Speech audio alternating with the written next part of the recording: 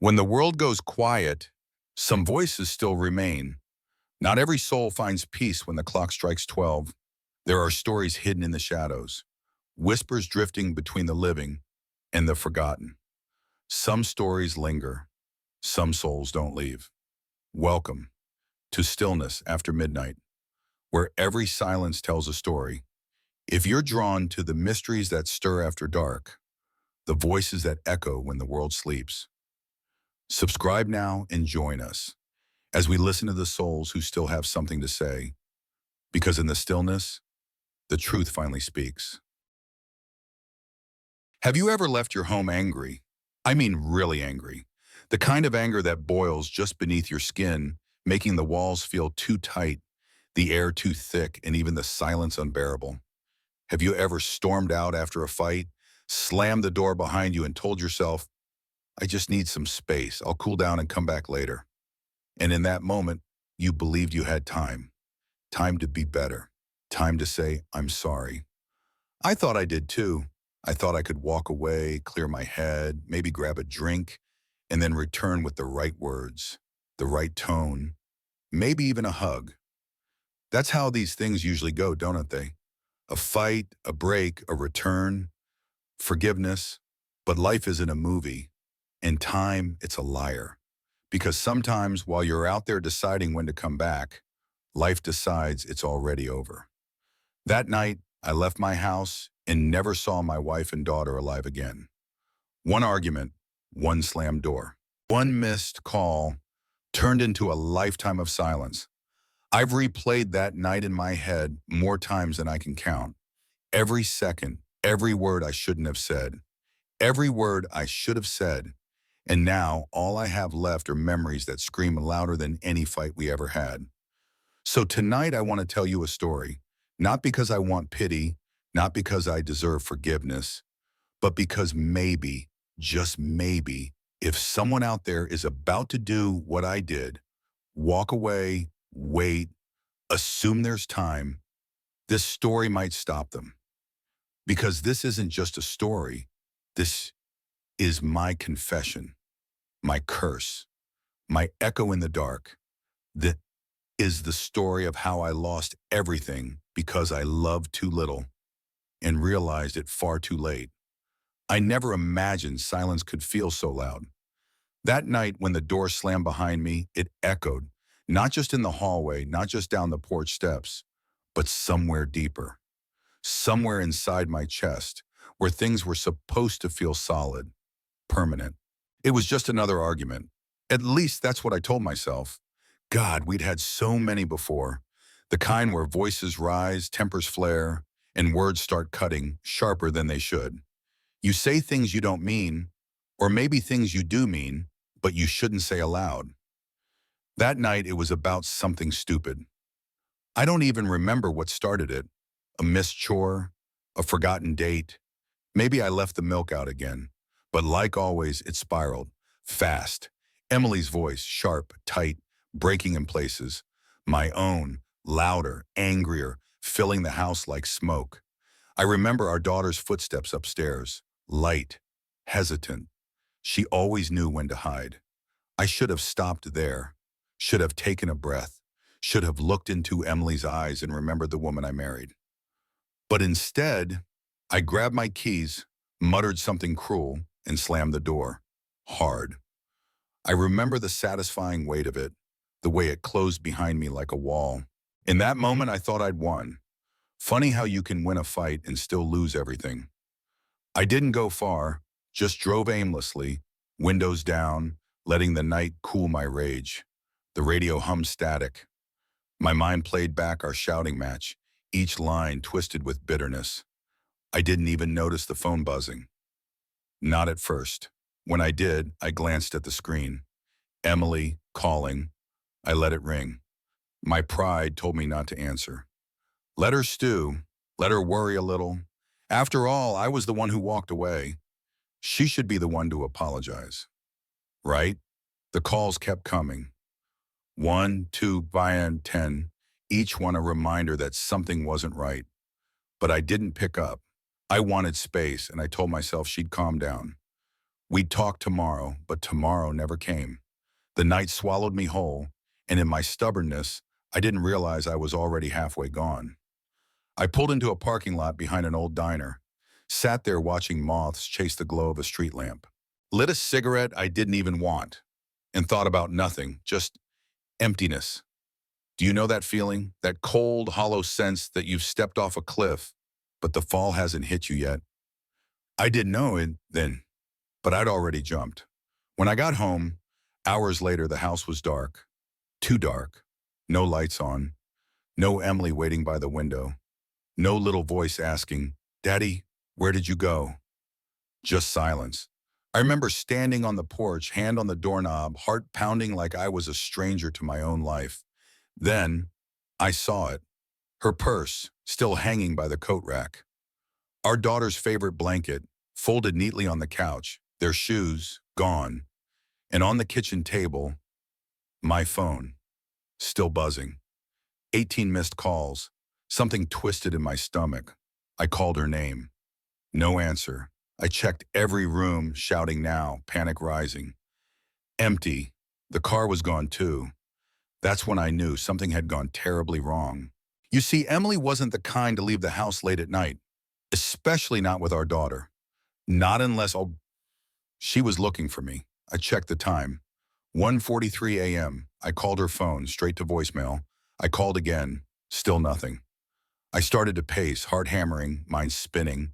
Suddenly the argument meant nothing. The anger, gone. Replaced by something far worse. Dread and regret. God, the regret. I didn't sleep that night. Just sat on the porch, staring into the street, waiting for headlights that never came. When the phone finally rang again, it wasn't her. It was the police, and nothing's ever been the same since. Sometimes I wonder, what if I had picked up the first call? What if I had come home 5 minutes earlier? What if I had just stayed? I guess we never really know the value of a moment until it becomes memory. And memories, they don't hug you back. They don't say, "I forgive you." They just sit there, frozen in time, whispering all the things you should have done. I slammed that door thinking I'd be back in a few hours, but that door, that was the last one I ever closed. And ever since, every other door I've walked through, every room, every place has felt just a little colder, a little emptier. Because no matter where I go now, I carry that sound with me. That slam, that final echo, that moment when I stopped being a husband, when I stopped being a father. That night I thought I walked away from a fight, but really, I walked away from my life. There's a kind of silence that doesn't feel peaceful. It doesn't bring calm. It doesn't cradle you into sleep like the hush of a late-night breeze. No, this silence feels like teeth. It gnaws at you. It chews through the walls of your chest and eats its way into your bones. That was the kind of silence that followed after the call. I remember holding the phone to my ear, not fully comprehending the words the officer was saying. "There's been an accident, Mr. Walters. I need you to come to the county hospital." Not which hospital, not who was hurt. Just come. Just now. The silence after that call wasn't just in the air. It was in me. I drove like a ghost, empty, pale, floating. Red lights bled into green, and I couldn't feel the wheel under my hands. I was already somewhere else. I kept waiting for the world to snap back, for reality to reassert itself and say, "It's fine." She tripped and twisted her ankle. "They're at the ER just to be safe. She'll yell at you later, and you'll both laugh about it after." But reality didn't come, only silence. When I arrived, the hospital was too bright. The lights overhead buzzed like insects, and the hallway smelled like bleach and absence. No crying, no screaming, no rush of nurses pushing stretchers, just quiet. A nurse met me at the desk. She didn't look me in the eyes, told me to sit, said someone would come speak to me. I sat. Minutes passed, or hours, or years. I can't tell anymore. I just remember the clock ticking. That sound haunts me more than anything. Tick, tick, tick, each second carving deeper into a moment I couldn't fix. Do you know what it's like to sit in a hospital waiting room and feel like the furniture knows more than you? The chairs seemed to lean away from me. The windows wouldn't look back. Even the air felt still, as if it was holding its breath. Then they told me. I didn't cry, not at first. I think part of me still believed I was dreaming, or that I'd wake up at home, Emily beside me, scolding me for falling asleep on the couch again, that our daughter would tiptoe in with her teddy bear and whisper, "Daddy, are you awake?" But that didn't happen. What happened instead was silence.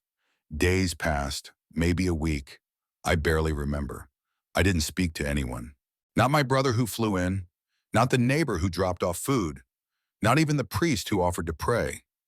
I couldn't, because when I opened my mouth, all that came out was static. I wandered the house like a shadow. Every corner carried their scent. Her shampoo, the baby powder, even the faint trace of lavender on the bed sheets. I should have gotten rid of it all, donated the clothes, washed the linens, but I couldn't. I'd rather drown in memory than breathe in a world where they didn't exist. Some nights I sat by the window and watched the street, waiting for headlights that would never come. Other nights, I just stared at the walls. It's funny. You never realize how much noise a person makes until they're gone. Emily used to hum while doing dishes. Our daughter would skip down the hallway singing off key. Even their footsteps had music. Now the house was a tomb, a perfectly preserved museum of the last day my life made sense. I stopped answering calls, unplugged the landline, turned off the notifications on my phone, because every ring felt like a slap, a reminder that people wanted me to move on, to talk, to process. But how do you process nothing? How do you process the absence of a voice, the missing echo of laughter, the sudden disappearance of 1,000 tiny habits that once made a home feel alive? One night I turned on the radio just to fill the room. It played a lullaby. I froze because it was the same tune our daughter used to hum, a little off key, slightly too fast, but unmistakable. I didn't know whether to scream or laugh or break the speakers. Instead, I just turned it off, and the silence came rushing back in. That's when I started to wonder, was this my punishment? To live in the quiet, to be surrounded by reminders, but never their presence, to carry the weight of words left unsaid? I don't know if there's a hell, but if there is, I think it sounds like this. No fire, no demons, just silence. Endless, suffocating, unforgiving silence. And inside that silence, my guilt grows teeth. There's a moment after death when the world doesn't know yet. The clocks still tick. The sun still rises. The birds still sing. But something has shifted. A thread has snapped, and only you can hear the silence where it used to hum. For me, that moment lived inside a glass screen. It sat there, quiet, glowing, persistent. My phone. I found it where I left it, on the kitchen counter, screen facing down, untouched since I walked out the door. The battery was nearly dead, but the notifications were alive. 10 missed calls, 6 voicemails, 3 text messages, and I hadn't seen a single one. The first missed call came at 9:42 p.m., just an hour after I'd left. Then another at 9:56, 10:03, 10:11, back to back, like a heartbeat speeding up. I tapped open the text, my fingers suddenly trembling. "Hey, can you please answer? I'm getting worried. She keeps asking for you." "Oh, Michael, please. Just pick up. I'm taking her with me to look." That last one was sent at 11:26 p.m. The timestamp stared at me like a tombstone, and for a moment, the house spun. I held the phone to my ear and pressed play on the first voicemail. Emily's voice came through, shaky, breathless. "Michael, I don't want to fight anymore, okay? Just come home. Please, I'm scared. I know you're upset, but she's crying and I don't know what to tell her. She wants her dad." I hit pause. I couldn't breathe. The second voicemail was worse. "We're in the car now. I'm driving around the block, but I don't see you anywhere. Please, Michael, if you're seeing this, just tell me where you are." Her voice cracked at the end, like something was breaking, not in the world, but inside her. I listened to all of them, every last one. Some were just empty air, her sobbing quietly in the background. One was our daughter saying, "Daddy, come home. Mommy's sad." I think that's the one that broke me, because I never heard her voice again after that. Have you ever wanted to punch a ghost? To scream into the past and shake yourself by the shoulders? I stared at the screen and imagined myself, hours earlier, ignoring it, turning away, choosing silence over connection. And I wanted to reach through time and slap the phone out of my own hand. But time doesn't offer second chances, just consequences. Every missed call felt like a knife now, each one slicing deeper into a wound I didn't even know I had yet. I started to do the math. If I had picked up the first call, could I have told her to stay home? If I had responded to the second, would she have turned around? If I had just texted, "I'm okay," would they have waited? But I did none of those things. Because I was angry, because I was proud, because I thought there would be more time. God, what a fool I was. Time is a liar. It makes you believe there's always a later, always a chance to make things right. But sometimes later dies before it arrives. That phone became a monument after that night. I didn't turn it off. I didn't charge it either. I left it there, on the table, buzzing sometimes, silent other times, like it was waiting for her voice to return. But she never called again. You'd think that was the worst of it. It wasn't. The worst came days later when I accessed the voicemail inbox from my laptop. I don't know why. Maybe I wanted to torture myself. Maybe I thought if I played them backwards, I could hear her breathing again. But buried among the messages was one I hadn't seen before. A draft. Unsent. Never delivered. It read, "I think I see you up ahead. Is that your car?" That was it. A single sentence. Typed. Unsent. A glimpse into her last moment. Hopeful. Still believing I was just around the corner. That she'd find me. That it wasn't too late. I wish I could tell her now, tell her to turn back. That it was never me she saw. That I was miles away. Somewhere dark. Somewhere selfish. I replayed her last voicemail again that night. Sat in the kitchen, lights off. Nothing but her voice filling the silence. "We love you. Please, come home." That message wasn't meant for me anymore. Not the man sitting there. It was meant for the version of me who still had time. The man who hadn't yet made the mistake. The man who still had the choice. And that man, he's gone. Just like they are. Now all I have are the missed calls. Frozen, unanswered. And echoing through the hollow space where my heart used to be. So let me ask you something, and answer honestly. If your phone buzzed right now, if someone you loved was calling, would you answer? Or would you wait? Because sometimes, just one missed call is all it takes to miss a lifetime. There are sounds you carry with you long after the source is gone. For some, it's a laugh, a whisper, the click of a door closing. But for me, it was a lullaby. My daughter used to hum when she was tired. Not sing, just hum. Soft, gentle. A little off-key, like the melody was floating just out of reach. She'd sit on the edge of the bed with her teddy bear in her lap, legs dangling, feet swaying, and she'd hum the same tune over and over like her heart didn't know any other language. I never asked her where she learned it. Maybe Emily sang it to her once, or maybe she heard it in a cartoon. But now it's all I have left of her. That hum. It began haunting me a few nights after the funeral. At first I thought it was just memory, grief playing tricks. I'd be lying in bed, staring at the ceiling, sleep miles away, and in the corner of my hearing, something would stir. Barely there, just enough to freeze the blood. The first time I heard it, I sat up straight, heart pounding, ears straining against the dark. Nothing, just the creak of wood, the sigh of wind, the house breathing slowly in its sleep. I told myself it was imagination, but it kept happening. Not every night, just the ones when I felt the emptiness most. Like the sound came to fill the space she left behind. I stopped sleeping. I started wandering the house in the dark, barefoot, silent, as if afraid to wake a ghost.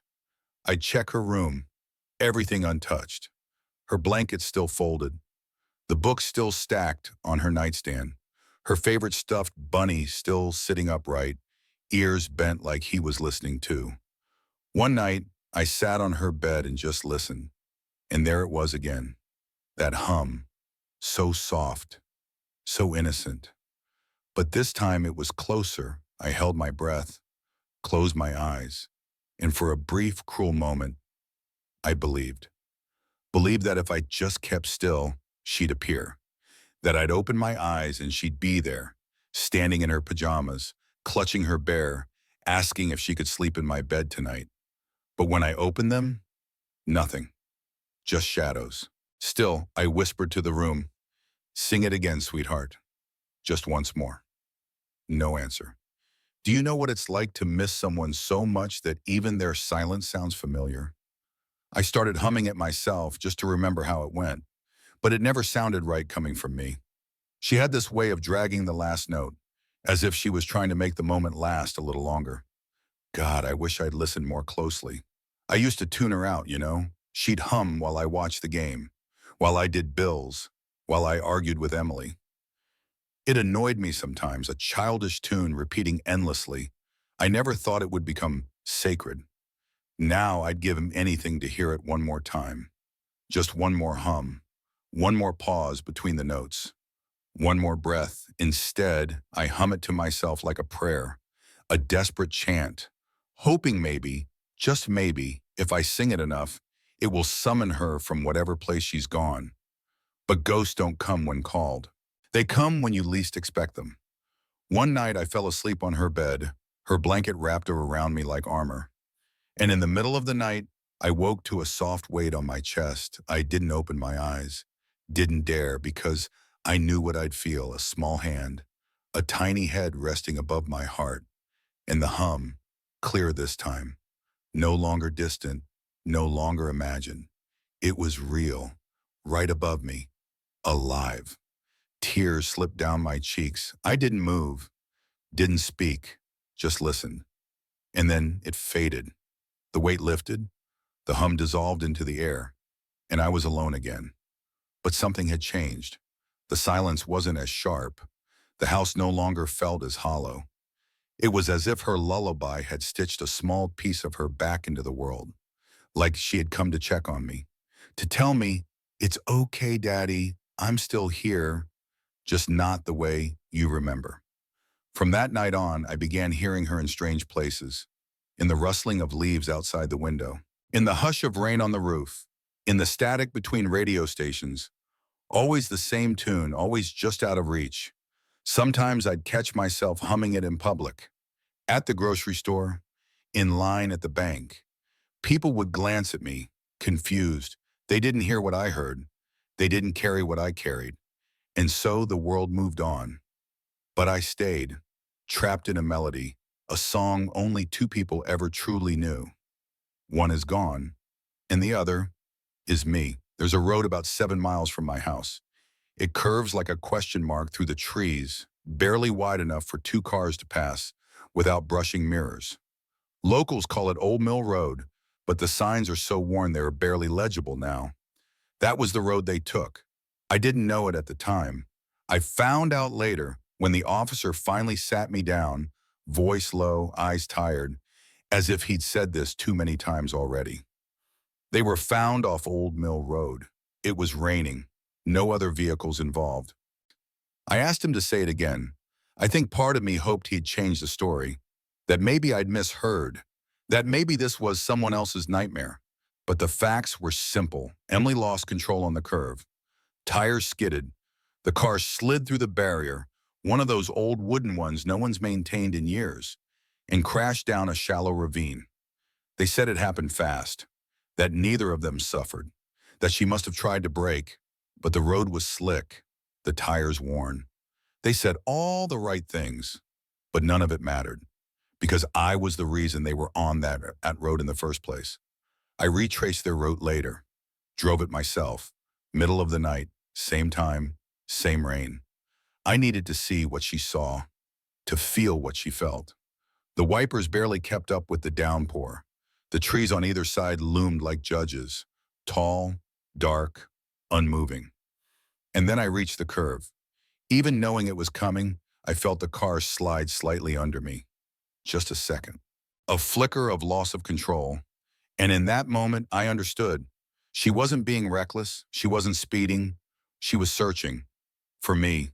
She was holding the wheel with one hand, probably, checking her phone with the other, looking for landmarks, scanning for my car, trying to quiet our daughter in the back seat who must have been scared, tired, confused. And then, gone. They found the vehicle crushed against a tree, nose first. The windshield cracked like a spider web. Her body shielded our daughter's. They said it looked like she had turned, last second, to protect her. Of course she did. That's who Emily was. Always shielding, always absorbing pain, blame, fear. Even in her last breath, she was thinking of someone else. And where was I? A bar, my car, somewhere warm, somewhere dry, somewhere selfish. I visited the crash site weeks later in daylight, brought flowers, didn't know what else to bring. There was still a mark on the tree, a wound, just like the one inside me. I stood there, knee-deep in damp leaves, and imagined them.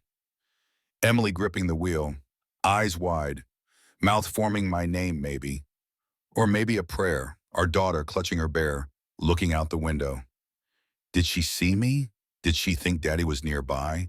Was she singing her lullaby in that final moment?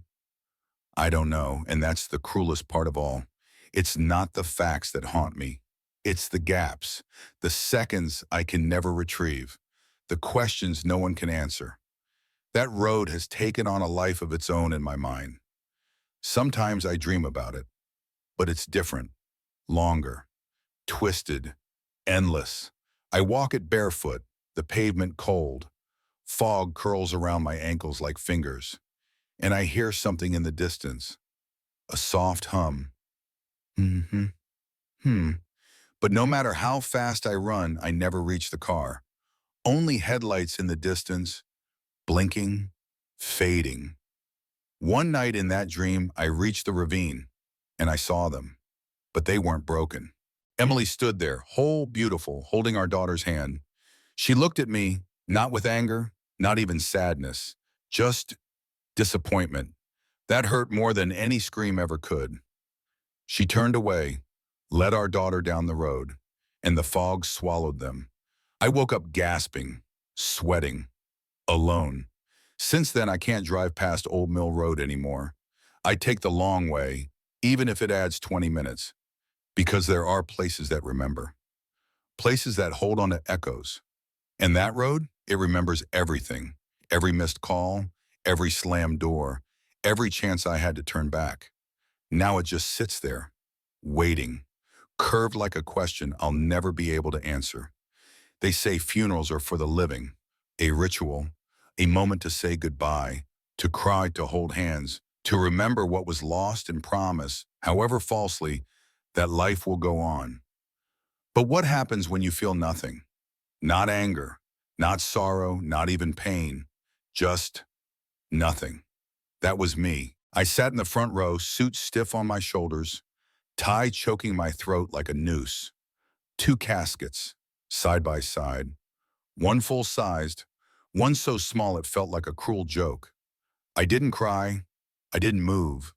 I think people assumed I was in shock, that I'd collapse any minute, that I was the picture of grief. But grief has a sound, a weight, a pulse. What I felt was silence, colder than the church pews, heavier than the dirt waiting outside. I remember the priest speaking, his voice echoing against the stained glass, saying things like, they're in a better place, and their spirits live on. He didn't know them. He didn't know me. I wanted to stand up and scream, no, they don't. They're not in a better place. They should be here, breathing, laughing, singing off-key lullabies, fighting with me over stupid things. But I didn't scream.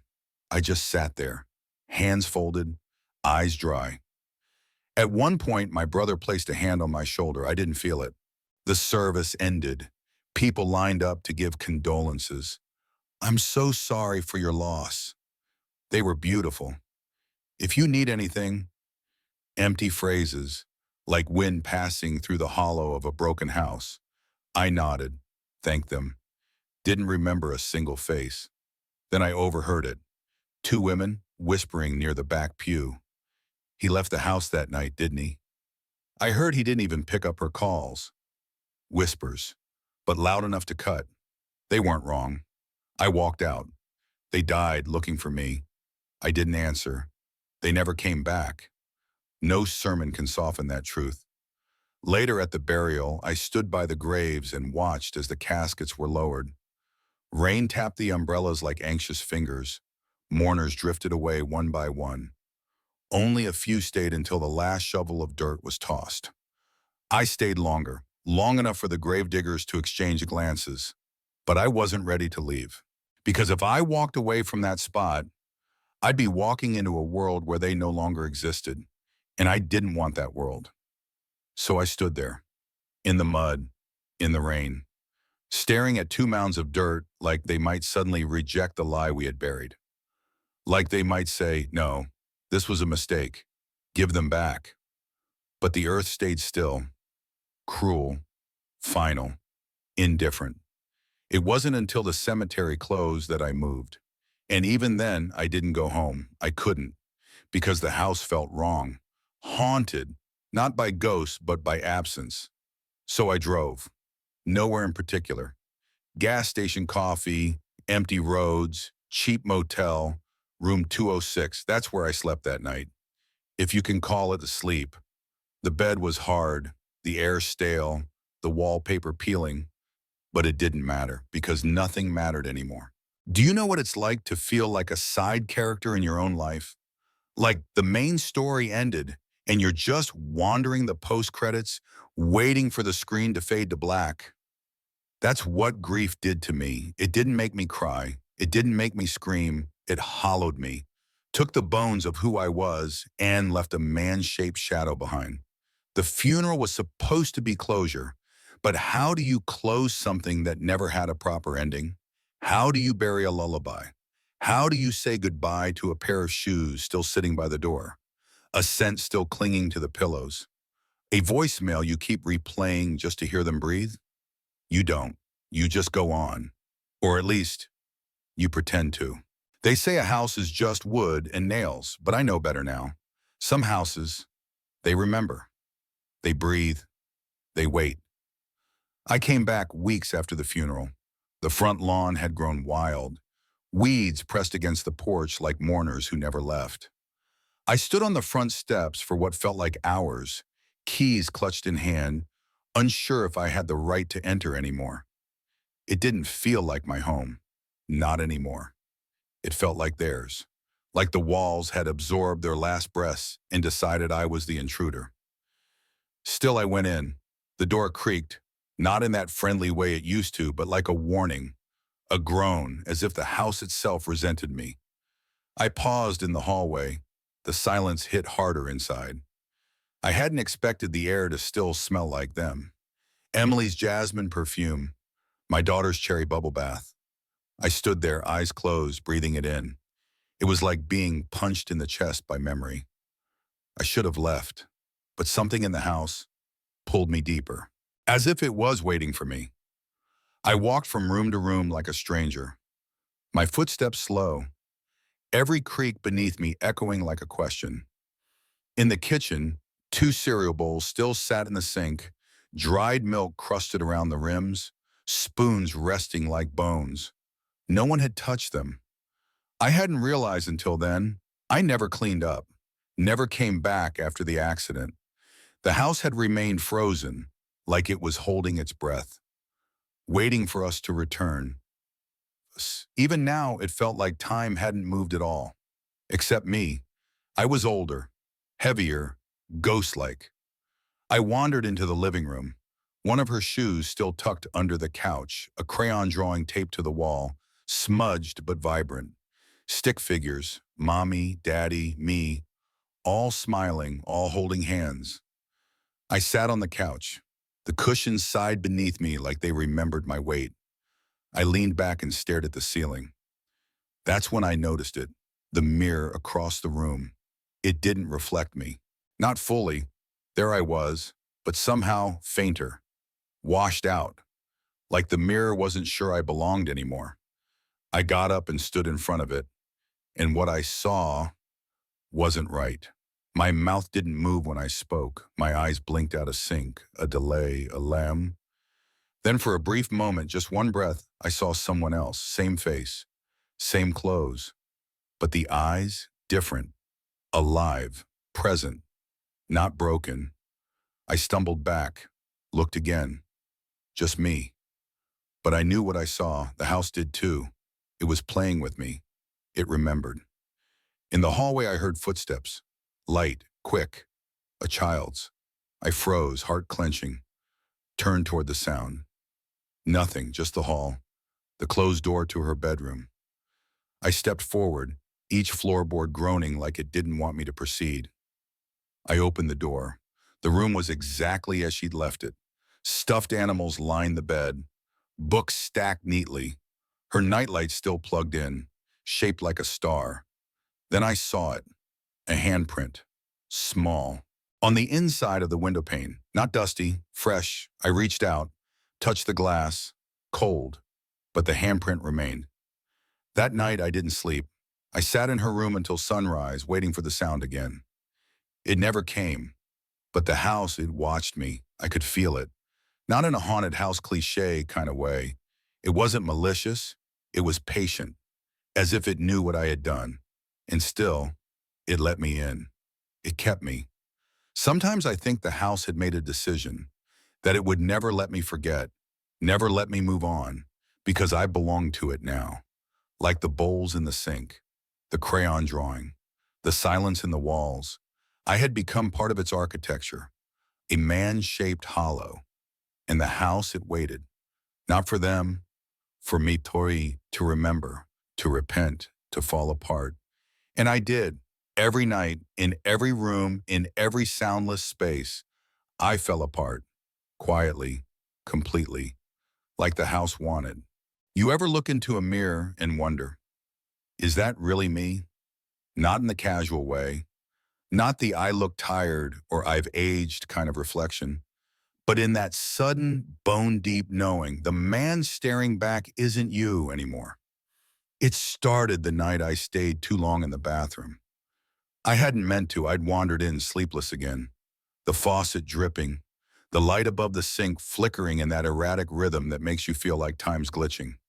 I splashed water on my face, leaned forward, looked up, and froze. At first it was subtle. My reflection moved with me. Same angle, same blink. But something was off. I leaned closer. He didn't. He stood still, head tilted, eyes wide open, watching me. I stumbled back, heart pounding. He blinked, but not when I did.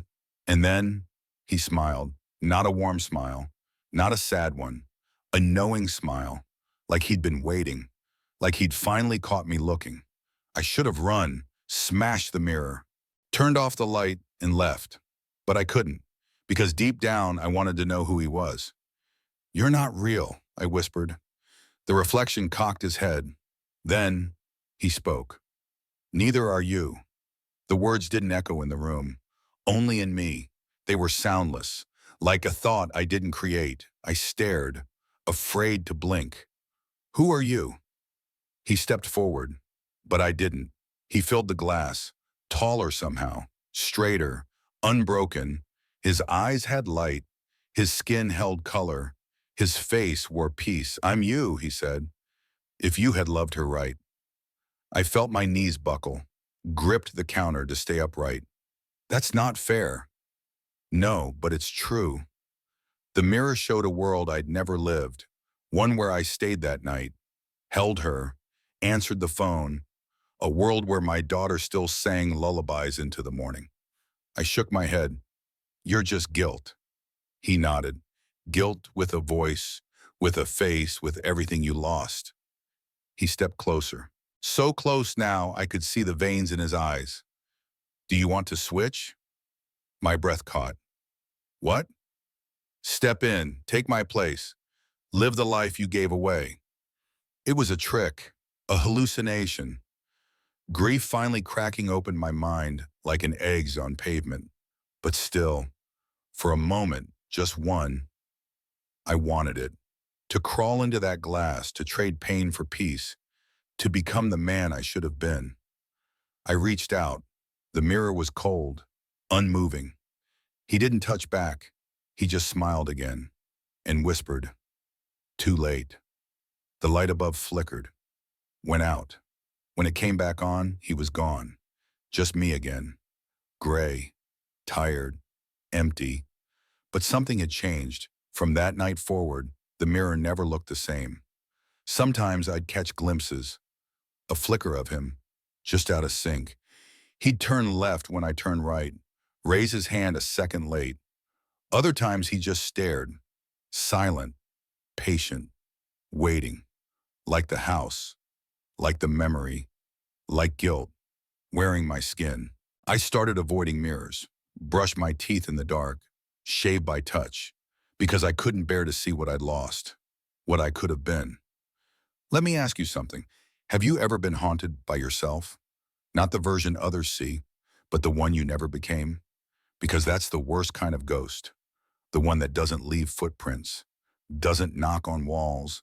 It just watches you from the mirror. Every time you dare to look and whispers, "It could have been different."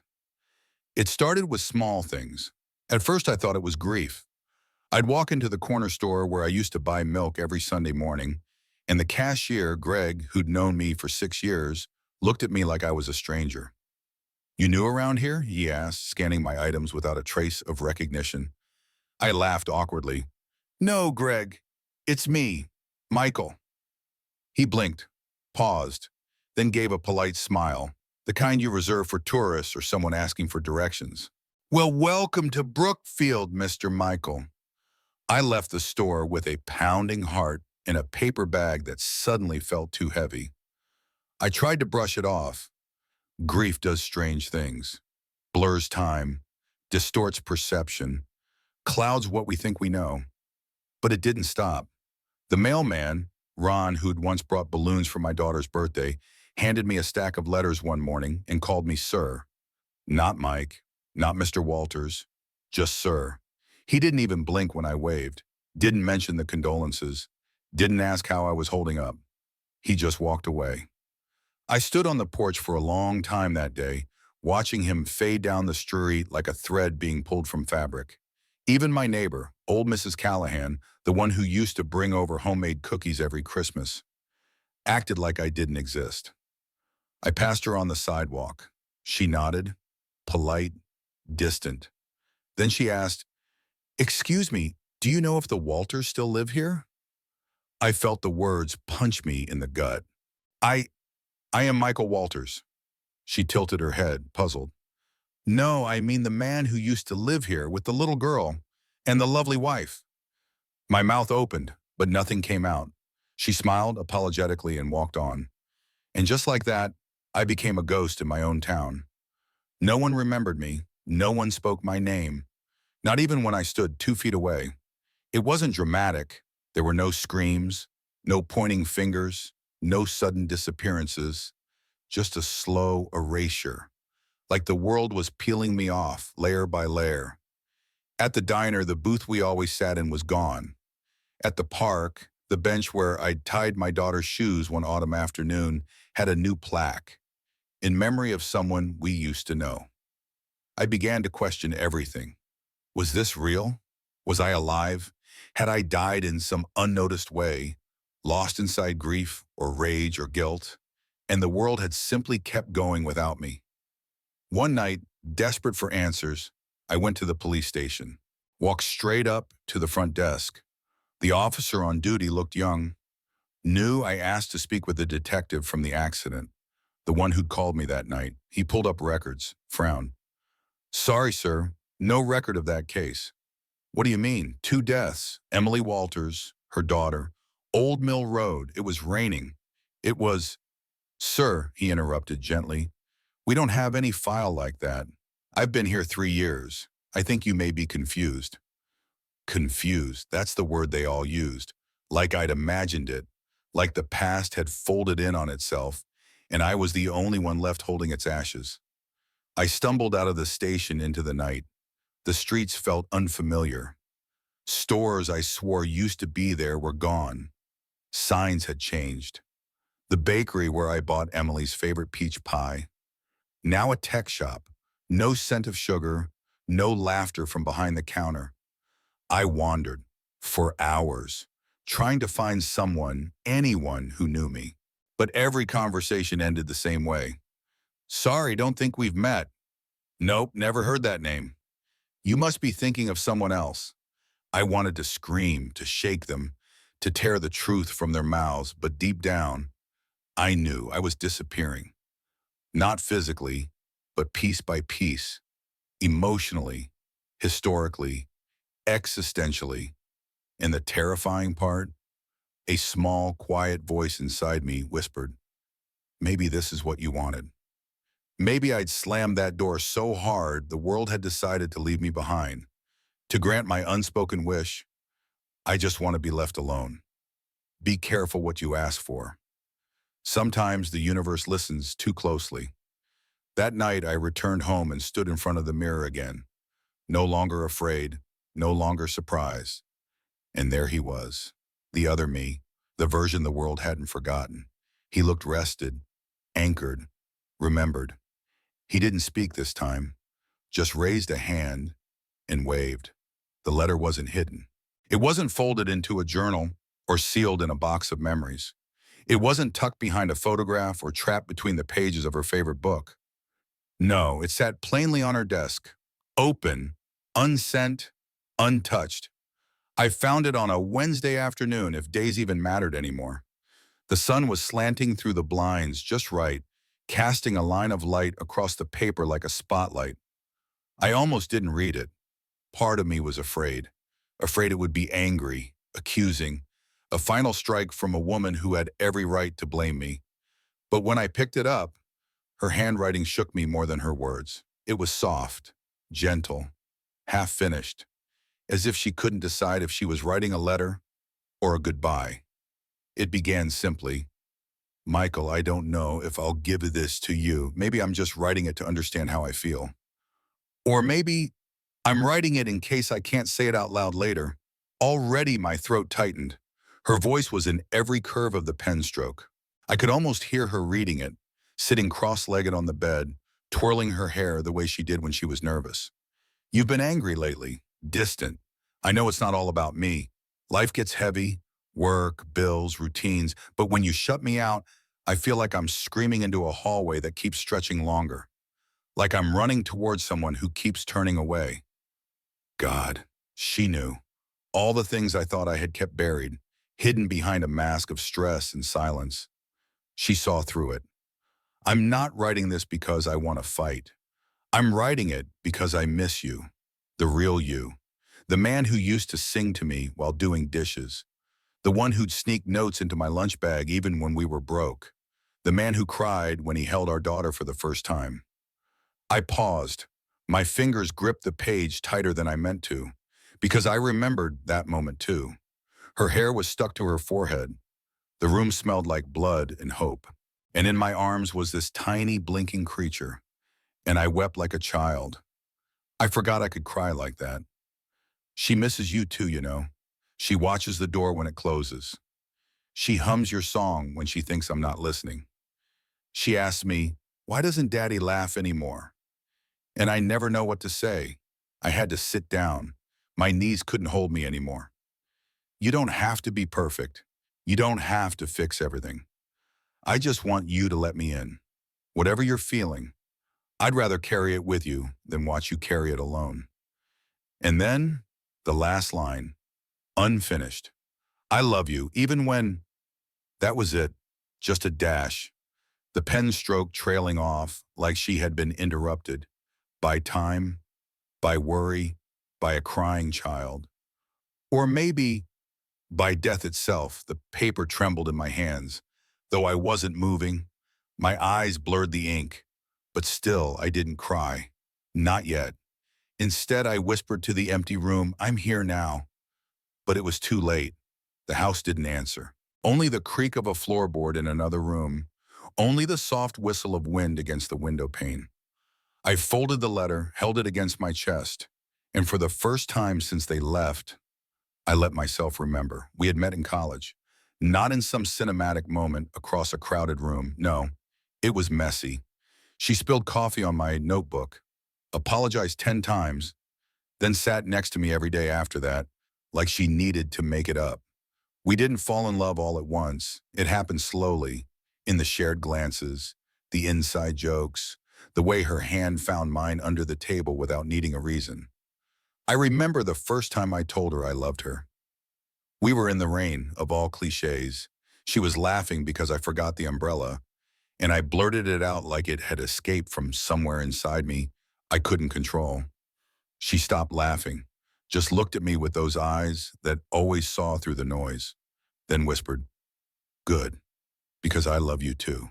We got married in a courthouse. No flowers, no crowd, just her, me, and a promise. Years passed. Bills, sleepless nights, colic, late-night feedings, fights over the thermostat, groceries, burnt dinners. But in between the chaos, there was still us. Until I started fading. Until I mistook love for obligation, joy for routine, her presence for permanence. And then one night I slammed the door, and she wrote a letter, and the world broke. I burned the letter that night. Not out of anger, out of reverence, like releasing her words back to the wind that should have carried them. The flames curled the edges, turned her handwriting to smoke, and for the first time I imagined maybe, just maybe, somewhere she read it. The first time it happened, I thought it was just a dream. You know, the kind, vivid, unshakable, so real that when you wake up you feel like the air still carries its scent. I was back in the house, everything in its place.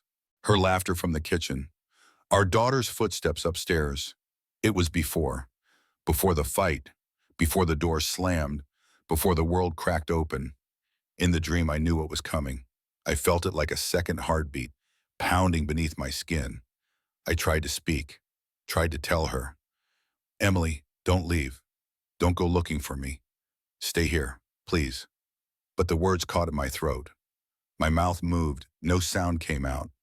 She looked at me, eyes tired, smile thin. "You're upset," she said, just like she had that night.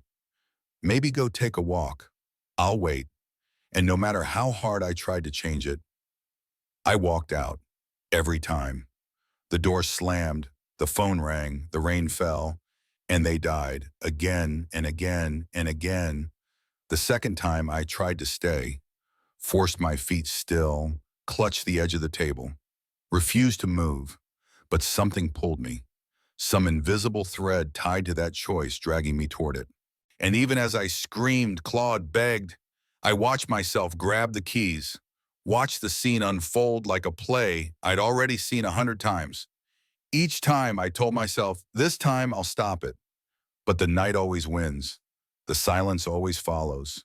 The phone always buzzes with missed calls that I never answer. I even tried not being there. In one dream, I left before the argument started, vanished from the timeline entirely, thought maybe absence would prevent the chain from forming. But even then, they still went looking, still ended up on that road, still didn't come back. It's like the night itself is cursed, a sealed fate, a locked loop. Do you know what it's like to wake up every night from the same moment of impact? To feel the jolt, the screech, the sudden stop, not in your ears, but in your soul? It doesn't matter how much time passes, the night still finds me. Somewhere around 2:17 a.m. the dream begins, and I'm trapped. Sometimes I try to call her. I dial, hands shaking, heart racing, and the voice on the other end is static. Sometimes it's her. "Michael," just that, one word, so full of hope, so full of not knowing, and then the line dies. Other times I get close. I run down the street, reach the car, see the taillights still blinking at the bottom of the ravine. I scream her name, bang on the door, try to pull them out. But my hands pass through the glass. My voice disappears into the wind. I'm not there. I never was. Only the night is real. Only the loop. And here's the part that terrifies me most. I'm starting to wonder if the dream isn't a dream anymore. Maybe this is. Maybe I'm not waking up from the nightmare. Maybe I'm dreaming the grief. Maybe this sorrow, this mourning, this ghost town life I've been crawling through since the funeral is just one layer of the loop. What if I never made it past that night? What if I died too? Or worse, what if I'm stuck here? A man damned not to burn, but to watch, to replay, to almost save them, to almost answer the call, to almost say, I'm sorry. One night something changed. I heard a voice during the dream, not hers, not mine, a child's, our daughter. Try again, Daddy. 3 words, like a code, like a key. And when I woke up, sweat-soaked and shaking, I realized maybe this isn't punishment. Maybe it's opportunity. A loop not to torment me, but to test me, to teach me. What if I'm supposed to get it right? What if I'm being given infinite chances to undo what can't be undone? But how? How do you change a story with an ending carved in stone? How do you rewrite a tragedy when you're holding the pen with bloody hands? Let me ask you something. If you had the chance to live one night over again, just one, would you make the same choices? Would you speak differently? Hold them tighter? Answer the phone? Or would you fail again and again because the past is a trap and guilt is the key? Because that's where I live now, in the seconds before the storm, in the spaces between regret and redemption, in a night that always repeats, and in a heart that never forgets. For the longest time, I told myself she was the one who loved too much, Emily, the girl with the soft voice and the stubborn heart, the one who forgave too easily, who stayed too long, who waited by the window like some tragic heroine from a forgotten novel. I thought her love was naive, that it bent too far, gave too freely, expected too much. But now I see it differently. Now I know the truth. She didn't love too much. I loved too little. It's strange how memory shifts shape. There was a time I blamed her for the silence between us. I told myself she was too emotional, too sensitive, too needy, that her need for closeness made me feel trapped, that her gentle questions, "Are you okay? What are you thinking? Where did you go just now?" were burdens I didn't want to carry, but those weren't questions. They were invitations, open doors, and I closed them every time. Loving someone isn't about grand gestures. It's not about the anniversaries or the flowers or the words whispered in candlelight. It's in the pauses, in the choosing, again and again, every morning, every hour, especially when it's hard, especially when you don't want to. And I rationed my love like it was a resource, measured, careful, conditional, as if affection had to be earned, as if I could control closeness without consequence. I told myself I was just tired, just stressed, just not good at emotions. But truthfully, I was afraid, afraid to be known, afraid that if I gave too much of myself, there'd be nothing left. So I held back, and she noticed. Of course she did. She always noticed. There was a night years before the accident when she stood in the hallway backlit by the bedroom lamp. She looked at me, really looked, and said, "Sometimes I feel like I'm loving you for both of us."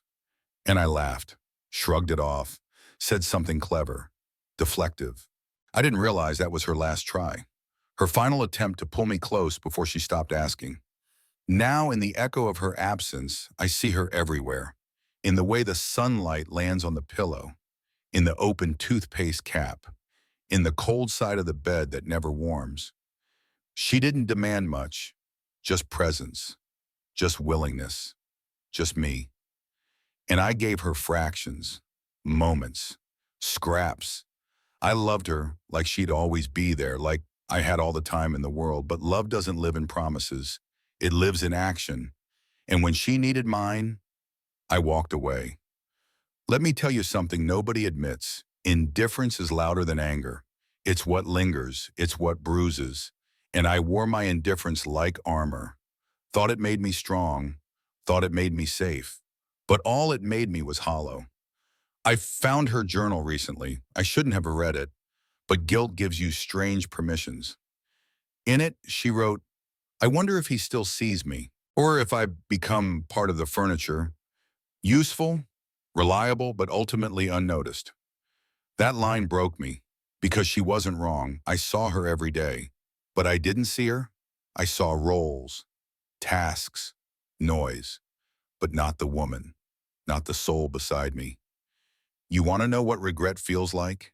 It's reading those words years too late. It's realizing you were loved deeply and you responded with silence. It's looking back and knowing you were loved in full and you loved in fractions. I used to think this story was about her, about the girl who loved too much, but no, this story is about me, about the man who confused emotional distance for strength, who mistook silence for peace, who thought love could survive on autopilot. I was the one who loved too little, and now I am loved by no one. Let me ask you something, and answer honestly. When was the last time you looked at the person you love, really looked, not through routine, not through assumption, but like it was the first time, like it might be the last, because I didn't, and I live in that moment, the one before goodbye forever. I don't remember how I got there. One moment I was lying in bed. The next, I was standing on a platform, cold steel beneath my feet, a low fog wrapped around my ankles. The air smelled like rust and rain. The signs were blank. No arrival times, no destinations, just an endless stretch of tracks fading into the dark. I was at a train station, but not one I'd ever seen. There were no announcements, no footsteps, no voices, just me and the silence. Then a distant hum, low, metallic, growing louder like a heartbeat pounding against the rails. A train, it slid into the station like a dream, slow, ghost-like. Old-fashioned, the kind you only see in black and white movies or forgotten postcards. Its windows were fogged over. Its doors remained shut. I waited, not sure why, not sure for what. Then I saw them, stepping off the train like they'd just returned from vacation. Emily, and our daughter. She was holding her mother's hand, dragging her small suitcase behind her. They looked whole, alive, radiant. Emily wore the yellow coat she loved, the one she lost years ago, and our daughter was humming that lullaby again, that tune. I opened my mouth to call out. Nothing came. I moved toward them, but no one turned. People walked past me, dozens, maybe hundreds, faces I almost recognized, but they didn't see me, like I wasn't there. I reached for Emily's shoulder. My hand went through her. She kept walking. And then she paused, turned slightly. Her eyes passed through me, unfocused, not scared, not surprised, just blank. And in that moment, I realized she didn't know me. Neither of them did. My daughter looked up, eyes bright. She asked, Mommy, who was that man? Emily looked down, smiling gently. I'm not sure, sweetheart. Just someone waiting. The train behind them exhaled steam, a long, slow sigh, like the world breathing without me. Then a man approached me, tall, gray uniform, train conductor's cap. His face was kind, but not warm. He spoke softly. You don't belong on this train. Why not? I asked. They're mine, my wife, my child. He shook his head. Not anymore. I just want to talk to them. Please, one more word. Just one. He looked past me toward the tracks. This is their stop, not yours. What is this place? He didn't answer, just pointed toward the opposite platform. Empty, waiting. Your trains are not here yet. Emily and our daughter disappeared into the crowd. I tried to follow, but every step felt heavier, like walking through water, like the past was dragging at my ankles. Then she turned one last time. Emily. She looked right through me, then blinked. For a split second, something in her eyes almost changed. Recognition? A flicker? Or maybe just the light playing tricks? I'll never know. Because the whistle blew, and the doors closed. The train pulled away, and I stood there, on the platform, alone. I sat for a long time after that. No one came, no one left.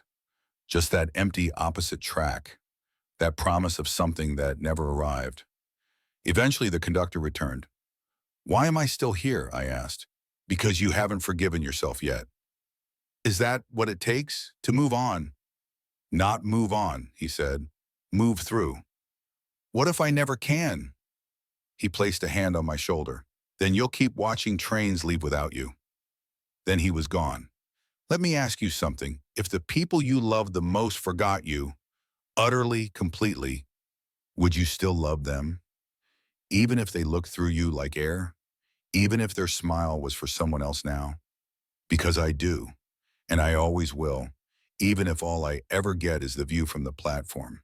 Watching a life I lost fade into the fog. It came quietly. Not as a voice, not as a dream, not even as a memory.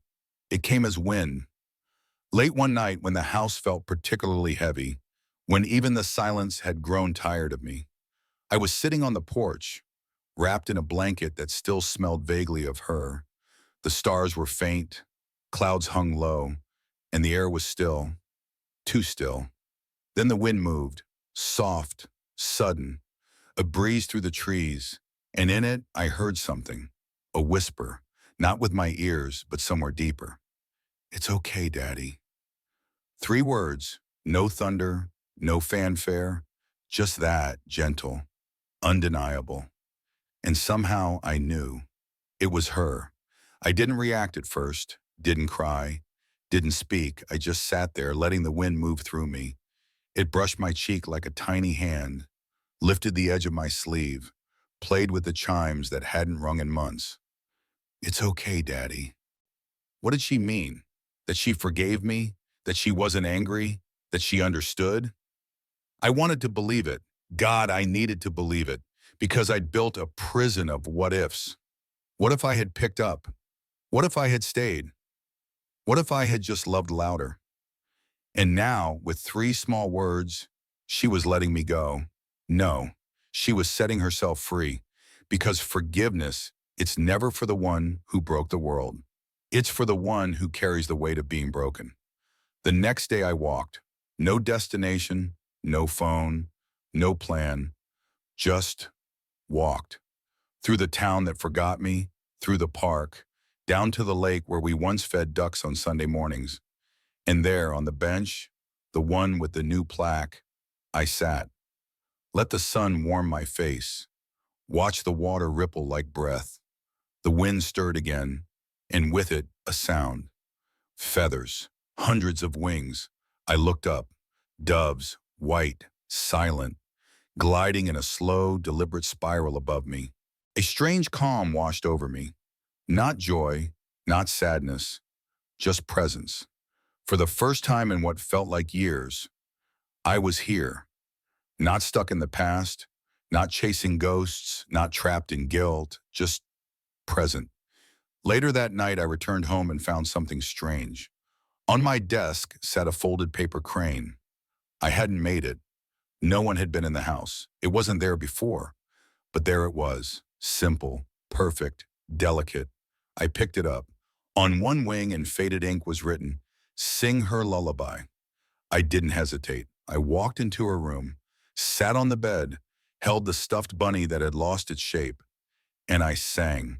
My voice cracked, off-key, unsure, but I sang her lullaby from start to finish, the same tune she used to hum without knowing all the words. And when I finished, the wind moved through the open window. Not hard, just enough. Enough to lift the paper crane from my hand, carry it to the sky, and out of sight. I don't know if any of this makes sense. I don't know if it happened. But does it matter? Because what I do know is that when I lay in bed that night, the house didn't feel heavy anymore. It breathed with me, matched my pulse, listened, and in the stillness, I heard it one last time. I love you, Daddy, a whisper in the wind. And this time I whispered back, I love you more. I didn't plan on recording anything. I wasn't one for grand gestures. I wasn't someone who believed in last words. And let's be honest, who would even listen? But something about this moment, this silence, it feels different. So here I am, sitting in the corner of the room that used to be filled with their laughter, a dusty phone on a makeshift tripod, one blinking red light, and me, just me. Hi, if you're hearing this, it means I finally found the courage, or maybe the weight just became too much. My voice doesn't sound like mine. It's older, softer, carved by years of echo. This isn't a suicide note. This isn't a confession for the police. This isn't even for forgiveness. It's a record for anyone who's ever stood at the edge of anger and called it strength. For anyone who's ever chosen silence over presence. For anyone who's ever thought, I'll fix it later. I pause. Let the hum of the old fan fill the space. Let the weight of later settle. Because here's the truth, no one tells you when you're young. Love isn't loud. It doesn't slam doors. It doesn't win arguments. It doesn't keep score. Love is quiet. It's picking up the phone when you don't feel like it. It's saying, I'm sorry before pride has its say. It's noticing the little things.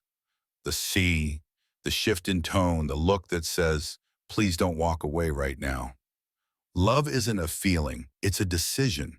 One you make over and over, especially when it's inconvenient. Especially when it's hard. I didn't understand that, not when it mattered, not when they needed me to be more than just a man who shared a house.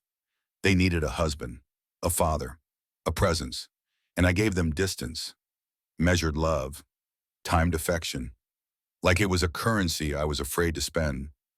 By the time I realized the key and they were gone, I leaned forward in the video, looked straight into the lens. I imagined someone, maybe you, watching this one day. Maybe you've just had a fight. Maybe you're sitting in your car, seething. Maybe you're scrolling your phone, avoiding a call you know you should take. And if you are, let me say this. Go home. Say it now before the road becomes a grave, before the lullaby fades, before the hands that reach for you go still. Love doesn't wait. Time doesn't pause. And pride is the most expensive thing you'll ever own. I close the video. Don't press upload. Don't label it. Just leave it. Sitting there, a whisper in a machine, waiting for someone who needs to hear it more than I needed to say it. Then I write a note. Simple. Folded once, left on the kitchen table. I finally understand what love is, and I'm sorry I learned it too late. I leave the door open behind me, not as a metaphor, just in case the wind wants to come in. I walk until the town fades behind me, until street lights give way to stars, until the silence doesn't feel like punishment anymore, but presence. Somewhere far ahead I hear birdsong, faint, hopeful, and I realize this isn't the end. Not really, not if someone hears, not if someone stays. Let me ask you something. Right now, right here, if love knocked on your door tonight, would you open it or would you wait until it's gone? Thanks for watching the whole video. Please give me a like and subscribe to the channel to watch more interesting stories.